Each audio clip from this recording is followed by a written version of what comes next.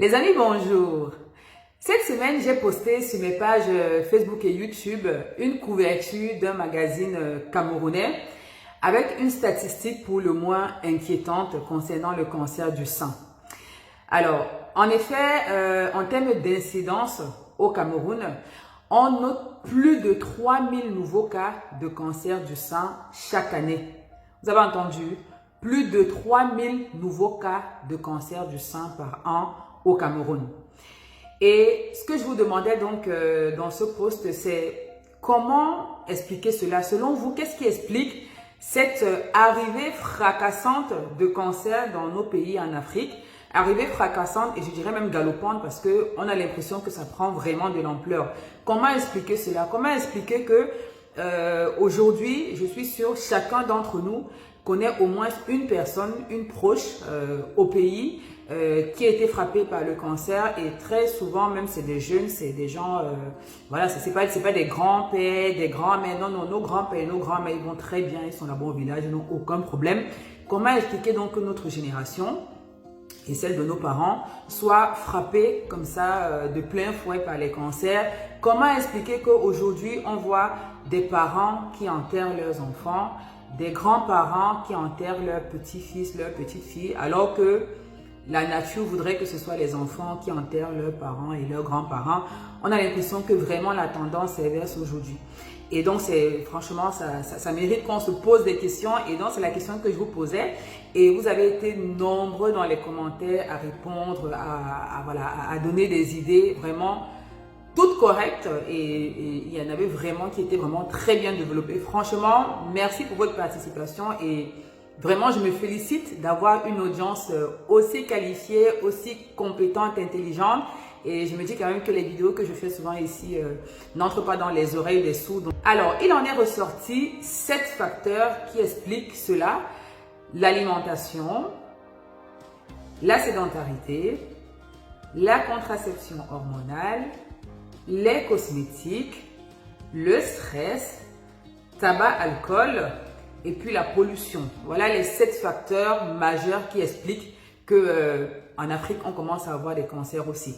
Et je me suis dit que ce serait peut-être bien de faire une vidéo pour parler de chacun de ces facteurs-là parce que pour moi, ça mérite pour vous expliquer un peu sur chacun de ces facteurs-là, qu'est-ce qui ne va pas et comment est-ce qu'on peut corriger les choses. Donc, pour pas que la vidéo soit trop longue, je ferai une vidéo pour chacun d'eux. Et je vous propose donc aujourd'hui de commencer par l'alimentation. Premier facteur, donc l'alimentation, c'est le facteur qui est le plus revenu dans les commentaires à l'unanimité et vous avez bel et bien raison. Vous savez les amis, je ne le dirai jamais assez sur cette chaîne, la santé se trouve dans l'assiette. Dis-moi comment tu manges et je te dirai comment tu vas. Et ça date pas d'aujourd'hui. Vraiment, les médecins, même de l'Antiquité, 500 ans avant Jésus-Christ, l'avaient déjà compris. Que ton aliment soit ton médicament et que ton médicament soit ton aliment.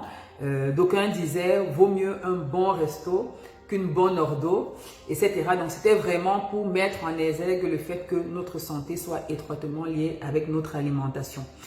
Et la vérité, c'est que l'alimentation qu'on a aujourd'hui n'a rien à voir avec l'alimentation que nos grands-parents avaient. Raison pour laquelle, vous voyez aujourd'hui nos grands-parents, ils sont bien solides, alors que nous, on est malades. Alors, l'alimentation a changé sur plusieurs plans.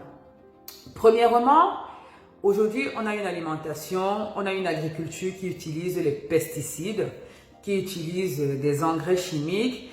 Vous avez même des gens qui injectent des produits dans les aliments pour que ça mûrisse plus longtemps, pour que ça pourrisse moins rapidement. On injecte des produits dans la viande pour que ce soit plus rouge, que ce soit plus beau, plus attrayant, etc., etc. Autant de produits donc qui n'ont rien à faire dans l'organisme et qui vont perturber tout simplement notre organisme. Nos grands-parents, ils n'ont pas connu ça. Nos grands-parents avaient une alimentation 100% biologique. Ils cultivaient dans le respect de la nature. Ils utilisaient des engrais naturels, le fumier, les cacas d'élevage, etc. Et cette alimentation bio-là qu'ils avaient, écoutez bien, avait 2 avantages. Le premier avantage, c'est que déjà, ils ne s'intoxiquaient pas parce que c'est clairement de l'intoxication à les pesticides. Et je suis sûre, connaissant comment il y a les contrôles là-bas en Afrique, je suis sûre qu'il y a des pesticides même qui sont interdits dans le monde entier, mais voilà, qui continuent à être utilisés là-bas tellement il y a de contrôles. Donc, les grands-parents, ils ne s'intoxiquaient pas avec toutes ces histoires, mais surtout, grâce à l'agriculture biologique, ils avaient tout le potentiel nutritif des aliments. Je vais y arriver. Ils avaient tout le potentiel nutritif des aliments parce que, les amis, il faut savoir qu'avec l'agriculture intensive, aujourd'hui, les aliments ont perdu leur valeur nutritive. C'est-à-dire que quand vous prenez, par exemple, une tomate, il y a 30 ans, vous prenez une tomate aujourd'hui, en termes de valeur nutritionnelle, en termes de vitamines, d'antioxydants, etc., ce n'est pas la même chose, d'accord? Or, souvenez-vous d'une vidéo que je vous avais faite sur l'alimentation, sur le rôle de l'alimentation. Le but de l'alimentation, ce n'est pas seulement le plaisir gustatif. Le but de l'alimentation, ce n'est pas seulement de contrôler le poids. Je vois des gens, ils commencent à faire attention à leur alimentation quand ils veulent perdre du poids. Le but premier de l'alimentation, c'est de donner à l'organisme des éléments pour qu'il fonctionne au maximum, au meilleur de sa performance. De lui donner des éléments qui vont permettre de renforcer le système immunitaire pour qu'il puisse se défendre contre les agresseurs, contre les microbes, contre les cellules précancéreuses. Et donc, le fait d'avoir une alimentation bio, le fait de trouver donc dans la nature tous les éléments pour que l'organisme fonctionne bien, permettait à nos grands-parents de ne pas être malades, de ne pas être chez les médecins tout le temps comme on l'est aujourd'hui. Et donc, nous aujourd'hui, même dans notre alimentation, donc non seulement pesticides, on s'intoxique, mais on n'a même plus la valeur nutritionnelle au maximum pour que notre organisme puisse se défendre de tout ça. Et donc vraiment, ça c'est la première chose qui a changé dans notre alimentation et qui est fort dommage. Alors, que faire par rapport à ça? Bien évidemment, je ne saurais trop inviter nos agriculteurs à éviter tous ces produits chimiques. C'est une réalité, hein, c'est une réalité. Franchement, je pense que je vous en avais déjà parlé, même ici dans une vidéo. Moi, j'ai dans ma propre famille, j'ai une tante qui fait de l'agriculture. Et cet été, quand j'étais au pays, je suis allée la voir parce que en fait, j'ai acheté un terrain près de l'endroit où elle fait l'agriculture. Et pour garder mon terrain, en fait, je lui avais demandé de cultiver dessus, hein, histoire que quelqu'un ne vienne pas construire dessus. Vous connaissez comment ça se passe. Et donc, quand j'étais au pays récemment, donc je suis allée lui rendre visite. Je suis allée rendre visite à mon terrain. Et donc, elle était fière de me présenter voilà, la culture qu'elle a fait dessus. Elle m'a montré aussi ses parcelles de culture. Et puis, elle m'a dit un truc qui m'a marqué. Elle me dit, bon, ça, les parcelles là, c'est pour la vente. C'est des parcelles qui sont destinées à la vente. Et puis ça, je cultive pour la maison. Du coup, je lui ai demandé c'était quoi la différence. Je lui ai dit, mais ça veut dire que si une pomme pousse ici, là, tu ne vas pas prendre pour manger. Elle me dit non, parce qu'en fait, les parcelles là, ce sont des parcelles qui sont traitées pour que, voilà, pour que la production, le rendement soit maximum. Et les parcelles pour la maison, je ne traite pas. Donc, c'est pour vous dire que c'est vraiment une réalité. Hein. Les agriculteurs, ils ont commencé vraiment à utiliser tous ces produits-là.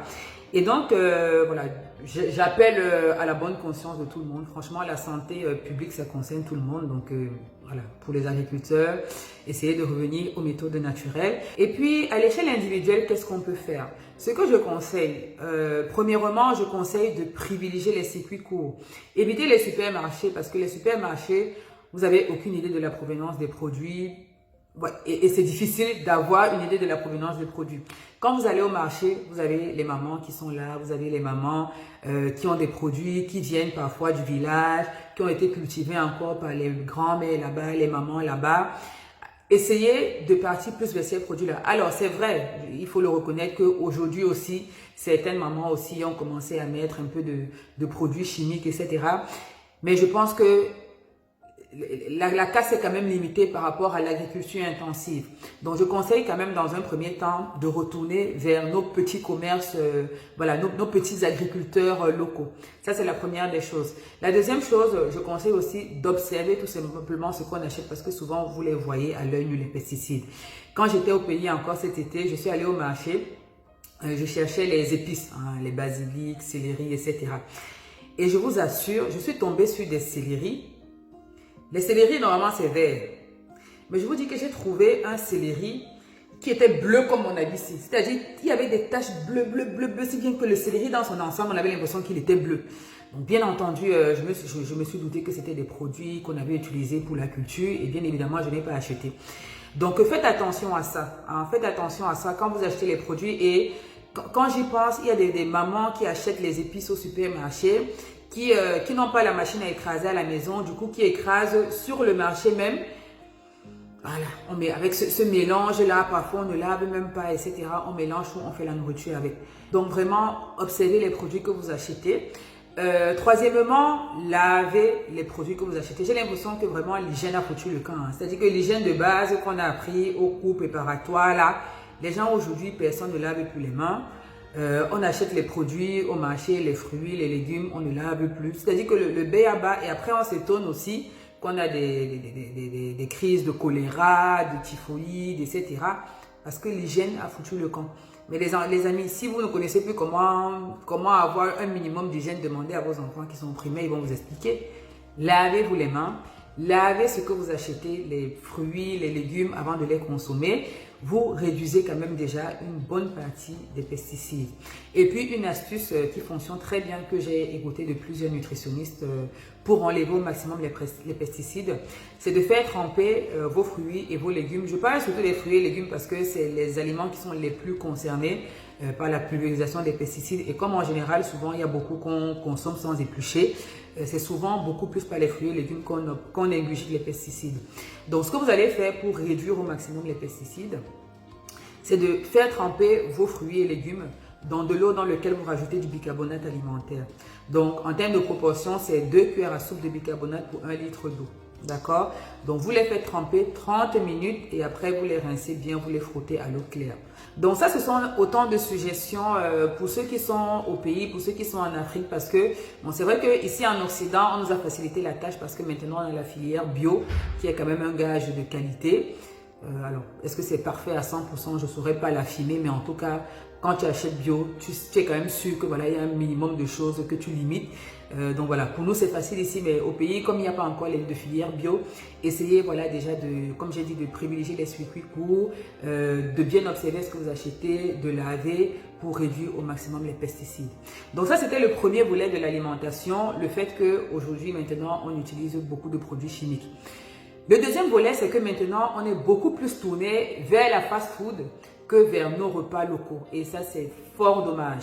C'est fort dommage parce que nos repas localement, j'avais déjà fait une vidéo dessus, je vais vous remettre le lien, sont d'une richesse en termes de santé, en termes de vitamines, en termes de protéines, en termes d'antioxydants. Nos repas traditionnels sont excellents. Mais aujourd'hui, la mode, c'est les fast-food. Aujourd'hui, si tu ne manges pas dans les shawarma, c'est que tu n'es rien dans la société, c'est que tu n'as pas encore réussi ta vie. Si tu n'es pas dans les pizzas, dans les snacks, dans les poulets panés, les poulets qui naissent aujourd'hui dans une semaine, ils sont déjà costauds comme ça. C'est que voilà, c'est que tu ne vis pas, hein. Non, il faut que tu sois dans les fast-food, etc. C'est ça la mode maintenant. On sort du travail, on se voit avec les collègues dans les snacks, on mange.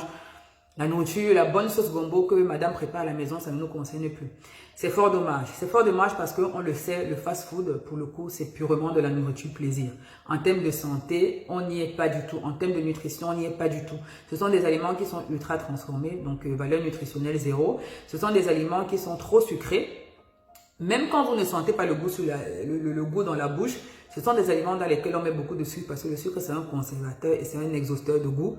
Donc on sait que, et c'est un additif aussi, donc on sait que vous allez vraiment aimer et vous allez revenir. Donc ce sont des aliments qui sont en général très sucrés, ce sont des aliments qui sont très salés, ce sont des aliments dans lesquels on met des conservateurs et puisqu'il faut bien conserver la marchandise, il ne faut pas que ça se gâte si ça n'a pas été vendu, etc. En termes de santé, c'est pas ce qu'il y a de mieux. Et donc aujourd'hui beaucoup de personnes sont beaucoup plus tournées vers ça, ce qui est fort dommage. Je vous conseille vraiment d'essayer au maximum d'éviter les fast-food. Hein. Si vous voulez en consommer pour X ou Y raison, ça doit être vraiment occasionnel. Mais retournons à notre bonne nourriture, à notre bon dolai, à notre bon taro, à notre bonne sauce pistache, etc. Ça, c'est ce qu'il y a de mieux pour notre santé, c'est ce que la nourriture a prévu pour nous et la nature, pardon, c'est ce que la nature a prévu pour nous et la nature fait bien les choses, donc moi j'exhorte à retourner à ça. Et puis le troisième volet de l'alimentation aussi qui a changé chez nous, c'est qu'on importe beaucoup. On importe beaucoup l'alimentation qui vient de l'Occident, non seulement à l'échelle, à grande échelle par les grandes firmes, mais même à l'échelle individuelle. Il y a beaucoup de gens, quand ils vont au pays, ils prennent la nourriture. Une fois, j'ai croisé une de mes amies au supermarché. Elle faisait des courses pour rentrer au pays. Et dans son quartier, donc, il y avait plein de nourriture, des petits trucs. Et ce qui m'avait tellement fait rire, c'est qu'elle avait aussi mis pour le pays des boîtes de conserve de tomates. Ouais, je lui ai dit que mais ma soeur, ça arrivait là-bas, il n'y a pas la tomate au Cameroun, ou je sais pas, c'est pas moins cher là-bas, ou je sais pas où, parce que ça vient de l'Europe, c'est mieux que notre tomate au Cameroun. Je vous assure, on importe parfois de ces choses. Je ne comprends pas comment est-ce qu'on peut prendre la nourriture ici pour apporter au pays. Franchement, c'est plutôt l'inverse. Moi, quand je vais au pays, comme je sais qu'on a encore la possibilité d'avoir de la nourriture bio chez nous et pas trop cher, moi je fais plutôt l'inverse, c'est-à-dire que je ramène plutôt de la nourriture du pays. En général, quand je vais au pays, en plus j'ai beaucoup de valises avec les enfants et tout ça. Quand je rentre du pays, franchement, je peux faire un mois sans mettre un pied dans un supermarché ici parce que je ramène la bonne nourriture de chez nous et je suis trop contente et je suis bien, voilà, je mange bien. Enfin, voilà quoi. Donc, arrêtons de tout ramener là-bas en Afrique. C'est pas forcément tout ce qui est en Europe qui est bon. C'est pas tout ce qui est ici qui est meilleur que ce qu'il y a là-bas sur place. Donc, voilà, voilà grosso modo ce qui a changé dans notre alimentation et qui explique clairement la survenue de cancer et d'ailleurs d'autres maladies. Donc, faisons attention à ça. Donc, voilà grosso modo ce que je pouvais dire sur l'alimentation aujourd'hui. J'espère que je vous ai apporté vraiment des éléments de... Voilà, que je vous ai informé, des éléments de réflexion. Dites-moi ce que vous pensez de tout ça dans les commentaires. Si vous avez des questions, je réponds bien évidemment avec plaisir. Et puis, demain, on va parler de la contraception hormonale qui est un autre facteur majeur de risque, enfin, qui augmente le risque de survenue du cancer du sein. Je vous donne rendez-vous donc à demain. D'ici là, prenez bien soin de vous, à votre santé.